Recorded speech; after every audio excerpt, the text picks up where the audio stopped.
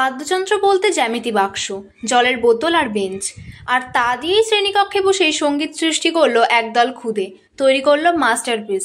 মুগ্ধ হয়ে শুনলেন শিক্ষিকা থেকে শুরু করে তাদের সহপাঠীরা। তেমনই একটি ঘটনার ভিডিও সম্প্রতি সমাজ মাধ্যমে প্রকাশ্যে এসেছে। ভাইরাল হয়েছে ভিডিওটি। সংবাদ মাধ্যমের প্রতিবেদন অনুযায়ী ঘটনাটি ঘটেছে পুনের একটি স্কুলে। ভাইরাল সেই ভিডিও দেখা গিয়েছে শ্রেণীকক্ষে বসে রয়েছেন একদল কুচিকাঁচা। তাদের মধ্যে কয়েকজন একটি নির্দিষ্ট বেঞ্চের চারপাশে গোল হয়ে বসে রয়েছে। জ্যামিতি বাক্স, বেঞ্চ এবং জলের বোতল চাপড়ে তাল দিচ্ছে তারা। সেই সুর এতই সুন্দর যে দেখে মনে হচ্ছে ক্লাসরুমে কনসার্ট করছে খুদের দল।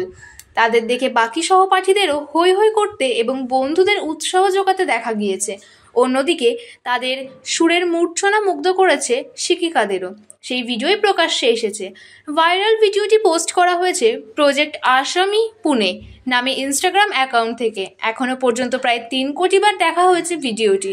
লাইকের বন্যা বয়ে গিয়েছে সেখানে। মন ভালো করা মন্তব্যও করেছেন অনেকে আবার ভিডিওটি দেখে স্মৃতির সাগরে ডুব দিয়েছেন, ফিরে গিয়েছে নিজেদের ছাত্র জীবনে। ভিডিও দেখে এক নেটাগরিক লিখেছেন, বাচ্চারা কতটা আবেগের সঙ্গে সঙ্গীত তৈরি করছে, তাদের শরীরেও যেন তাল রয়েছে। একটি সাধারণ জ্যামিতি বাক্স, বেঞ্চ এবং জলের বোতল দিয়েও যে এত সুন্দর সুর তৈরি করা যায় তা এদের না দেখলে বোঝা যেত না। অন্য এক ব্যবহারকারী আবার লিখেছেন, আমার নিজের স্কুলের দিনের কথা মনে পড়ে গেল।